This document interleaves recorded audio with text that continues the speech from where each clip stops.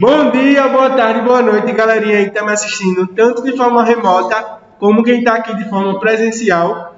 Meu nome é Celso Lucas e eu sou o professor de vocês de Ciências, certo? Bom, na aula de hoje nós vamos responder juntos as atividades das páginas 104 a 108, certo?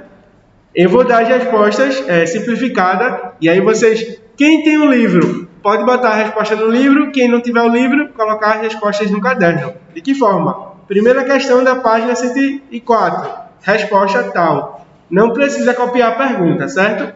Lembrando que eu sempre leio o que está aqui escrito na tela, certo? Se caso vocês estejam com problema na internet, é só vocês prestarem atenção no que eu estou falando e ir escrevendo aí a resposta, certo? E quem conseguir ver, só parar o vídeo e ver a resposta aí na tela, no quadro digital. Primeira questão, da página 104.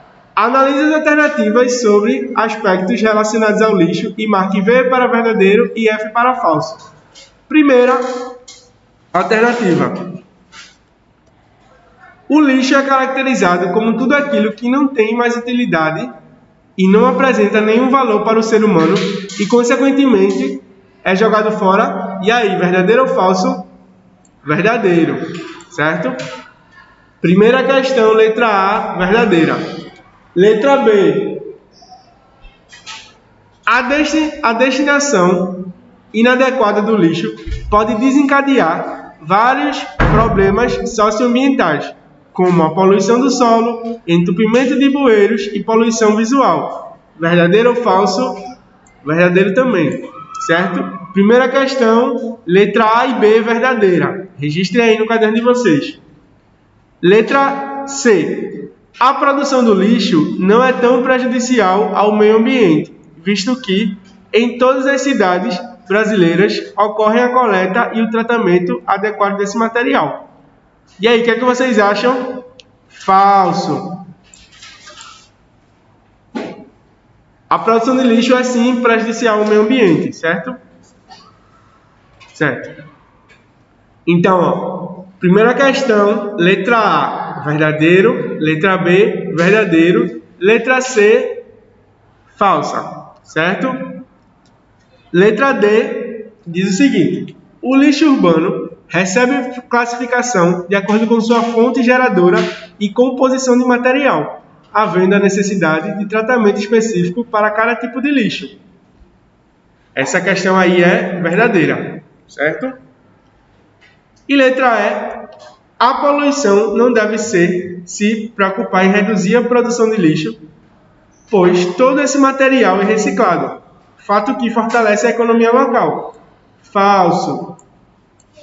Certo? Repetindo aqui. Primeira questão, letra A, verdadeira. Letra B, verdadeira. Letra C, falsa. Letra D, verdadeira. E letra E, falsa. Certo? Alguma dúvida aí, pode entrar no ClassApp. Agora aqui na segunda questão. A destinação inadequada do lixo pode gerar diversos problemas para a poluição. Um desses fatores negativos é a proliferação de doenças. Nesse sentido, aponta as principais doenças que podem ser disseminadas pelo acúmulo de lixo. Quais são as doenças que podem ser disseminadas pelo acúmulo de lixo? Sempre são doenças que são ou por infecção, como por exemplo, cólera e febre tifoide, intoxicação também, ou doenças chamadas de zoonoses, que são doenças carregadas por animais, como a leptospirose, que a gente viu, que é transmitida pela urina, principalmente do rato, mas também pode ser transmitida pela urina do cachorro, do gato, do cavalo e da vaca, certo? A gente tem um tétano, a dengue, que é causada pelo Aedes aegypti, a esquistossomose, que é conhecida como barriga d'água, que tem como seu transmissor um caramujo, a malária e diversas outras intoxicações por lixo, certo? E aí nessa segunda questão vocês podem citar apenas, se vocês quiserem, só duas doenças, certo? Cólera e leptospirose são as principais transmitidas aí pelo acúmulo do lixo, certo? Leptospirose.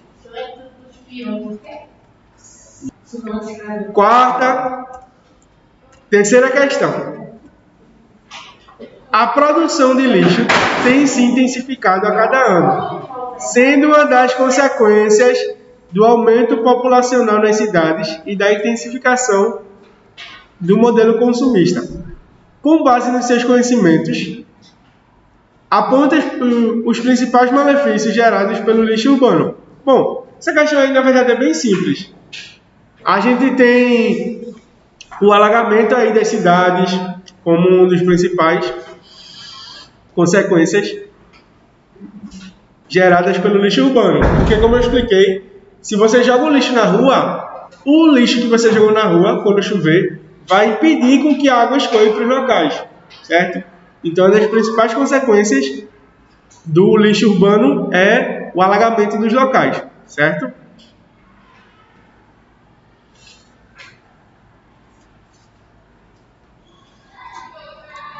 Quarta questão.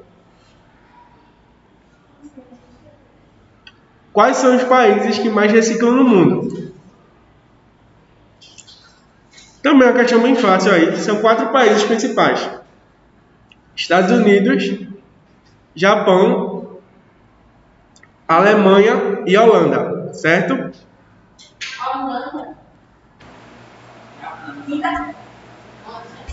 Quinta questão. A construção de um aterro sanitário exige alguns cuidados, exceto a quinta questão aí vai ter como alternativa correta a letra B, certo? Quinta questão, letra B de bola. O aterro é formado sem qualquer medida de proteção ao meio ambiente, o lixo é jogado diretamente sobre o solo. A questão está pedindo para dizer as exigências de um aterro sanitário. E a letra B é a única que diz aí coisas desnecessárias, né? Que não se devem fazer na construção de um aterro sanitário.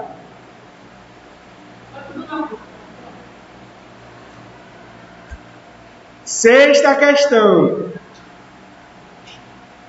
Hoje, um dos grandes problemas... Sexta questão. Hoje, um dos grandes problemas ambientais em quase todo o mundo é o destino do lixo. Uma postura ecologicamente correta deve levar em consideração o conceito mundial dos 5 R's, que são reduzir, reutilizar, reciclar, repensar e recusar. Qual é o significado dos 5 R's no combate à produção excessiva de lixo? Bom, cada R vai ter um significado. Reduzir o quê? O consumo e o desperdício. Reutilizar o quê? Objetos, né, que não precisam ser descartados.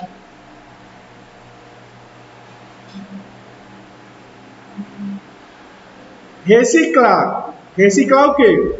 Reciclar ou reaproveitar certos materiais que podem ser utilizados na fabricação de outros produtos. A resposta aí do sexto quesito são os 5 R's, certo? Os 5 R's estão: reduzir,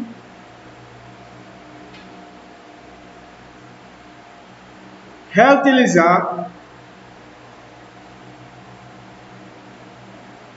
reciclar,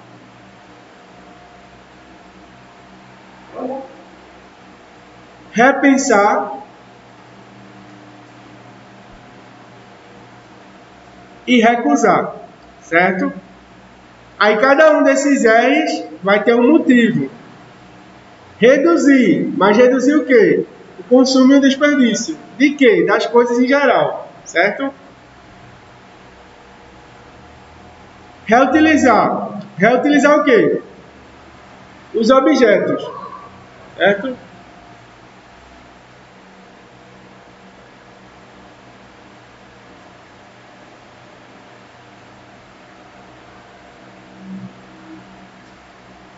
Reciclar. Reciclar certos materiais aí, de forma geral.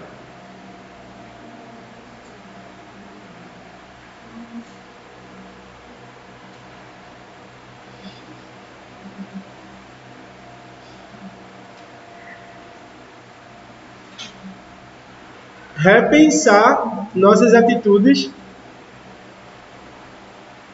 O quarto R, repensar nossas atitudes.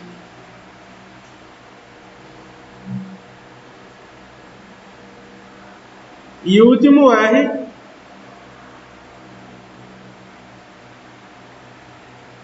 recusar produtos que agridem a saúde e o meio ambiente, certo?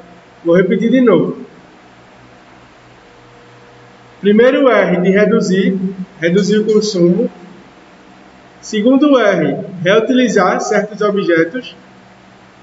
Terceiro R, reciclar os materiais.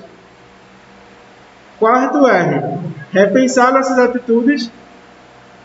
E quinto e último R, recusar produtos que agridem a saúde e o meio ambiente.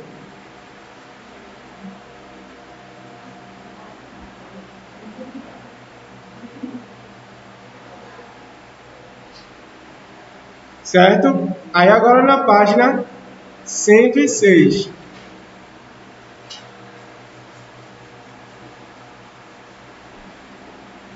A alternativa correta da página 106 é a letra B.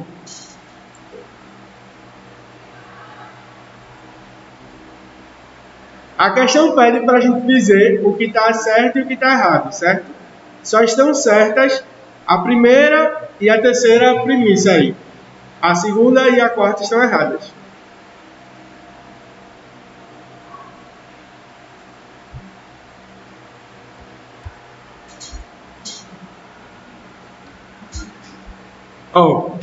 Página 106, primeira questão, letra B. Segunda questão da página 106, letra C, de casa. Terceira questão, que fica entre a página 106 e 107, letra C também de casa. Certo?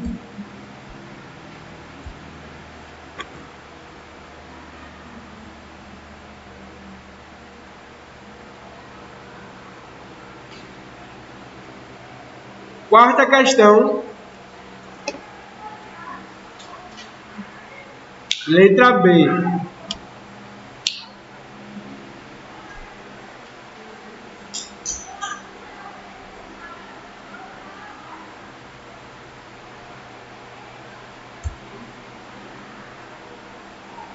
Quinta questão, letra B, de bola de novo.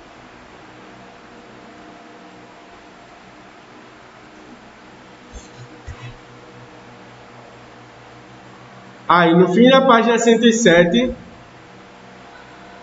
e no começo da página 108, a sexta questão aí, a alternativa correta vai ser a letra C, certo?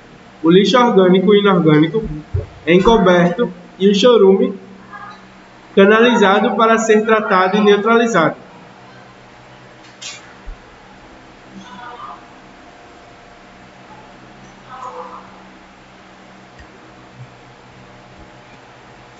Sétima questão aí, letra D.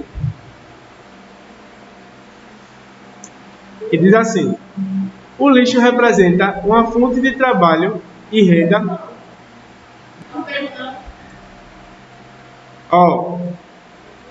Página 106, primeira questão, letra B de bola. Segunda questão, letra C de casa. Terceira questão, letra C de casa, de novo. Quarta questão, letra B de bola. Quinta questão, letra B de bola, de novo. Sexta questão, letra C de casa.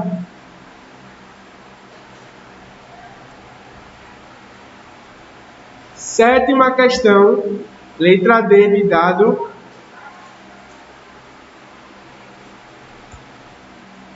Oitava questão, letra A de amizade.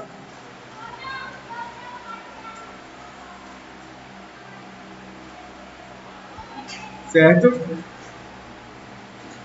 E aqui estão as respostas da página 104, 105, 106, 107 e 108. Caso você não tenha livro, registrar essas respostas no caderno, certo? Indicando a página e a questão.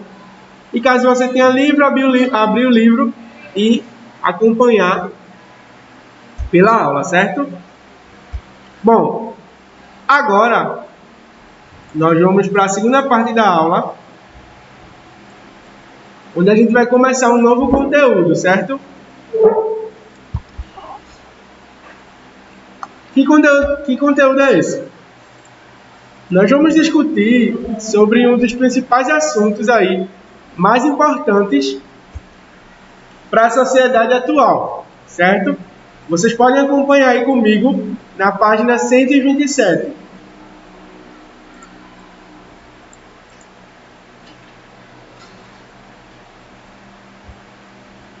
Tem capítulo 8, onde nós estamos estudando agora, certo? Que tem como título Entendendo o conceito de ecologia. Ou seja, nós vamos estudar um pouco sobre o que é ecologia.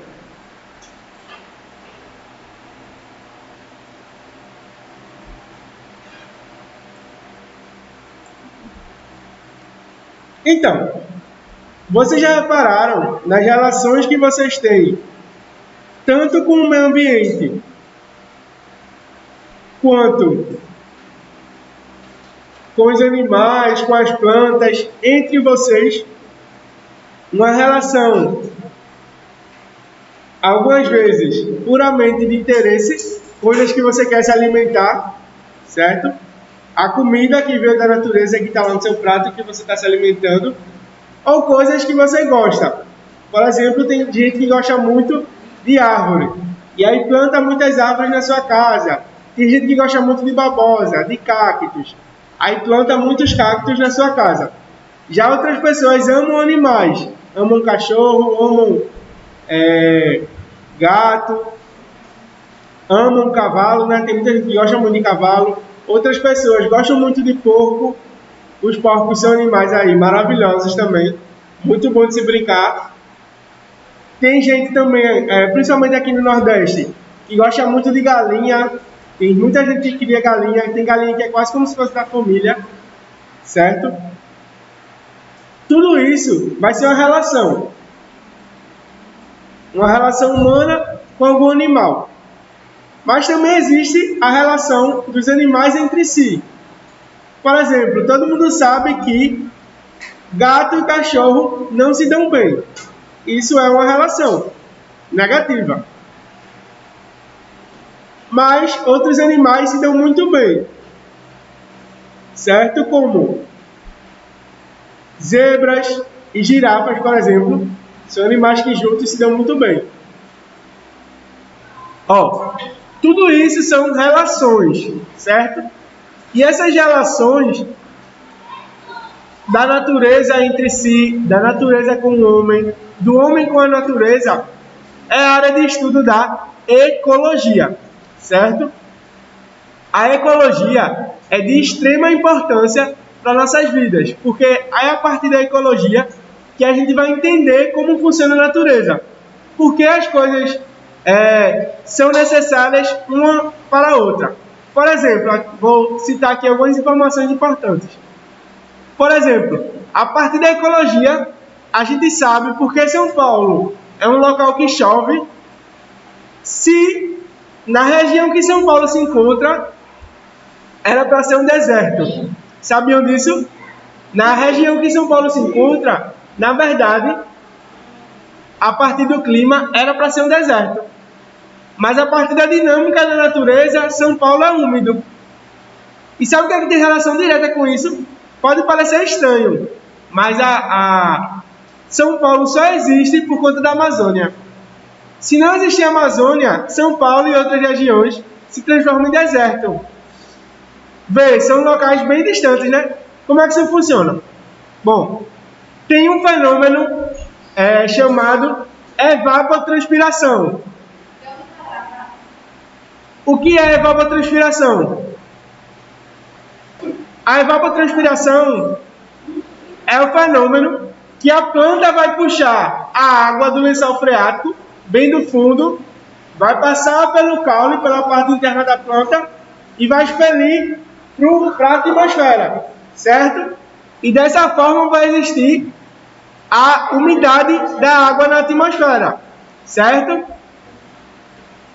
E essa umidade na Amazônia, por ter muitas árvores e árvores milenares como o baobá, dentre várias outras aí, que tem mais de 500 anos de existência, na Amazônia tem árvores que possuem mais de 500 anos de existência, jogam bastante água na atmosfera. É tanta água a partir da evapotranspiração que todos os dias, às 5 horas da tarde, chove na Amazônia. Certo? E essa água na atmosfera, ela é levada... no Brasil, a gente tem algumas regiões principais de biomas. A gente vai estudar os biomas aí durante o ano, certo? Mas duas regiões são as principais. O bioma da Amazônia e o bioma da Mata Atlântica. No bioma da Mata Atlântica, hoje só restam 5% dele. Todo 95% foi destruído pelo homem. Por quê? Aí vocês já estudaram história, a história do Brasil, que os portugueses chegaram pelo litoral. Então, o litoral, que é onde existe a Mata Atlântica, que é toda a região litorânea do Brasil, foi a região que foi primeiro desmatada, certo? Então, hoje só restam 5%. Olinda tem algumas reservas de Mata Atlântica, como, por exemplo, a reserva da Mata Atlântica de Passarinho. É uma delas.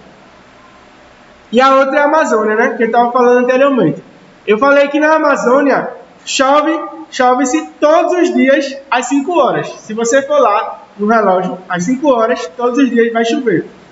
Também existe na Amazônia folhas muito grandes. Tem folha na Amazônia que tem 7 metros. Maior do que 2, 3 pessoas juntas, certo? É uma folha só na Amazônia, porque as plantas, as árvores lá, são muito antigas, têm mais de 500 mil anos e conseguem crescer e se expandir bastante, certo? Tem folhas mesmo, que vocês veem aqui bem pequenininhas, que lá na Amazônia são do tamanho de uma pessoa, ou às vezes até maior, podendo chegar até 7 metros aí de diâmetro. Aí vocês podem perguntar, se na Amazônia chove todos os dias, por que existe queimada? A queimada na Amazônia não é natural, certo? Só acontece queimada na Amazônia provocada pelo homem. É impossível acontecer queimada na Amazônia de forma natural. Mas na natureza acontecem queimadas naturais? Acontece sim. Por quê? Por 2 motivos. O primeiro motivo é o calor intenso, certo? E o segundo motivo são os raios. Se às vezes tiver um calor intenso, uma região seca, que não tem tanta água, e cair um raio, pode sim chegar a acontecer uma queimada, como por exemplo já aconteceu em grande escala na Austrália, de ordem natural, certo? Também pode acontecer no Cerrado, na Caatinga, podem acontecer queimadas naturais, mas na Amazônia é impossível, certo? Porque é uma região úmida. Água e fogo não se combinam, certo?